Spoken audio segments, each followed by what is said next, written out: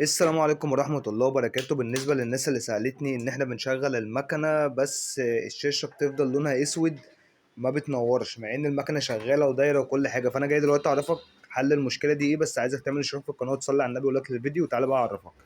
إحنا هنا فكين الظهر، تمام.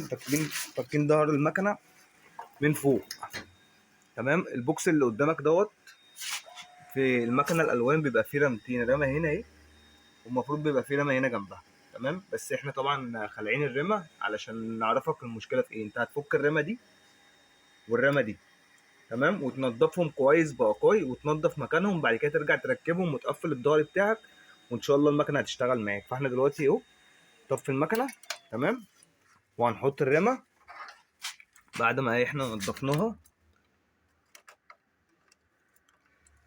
في المكنة الألوان بتبقى رمتين،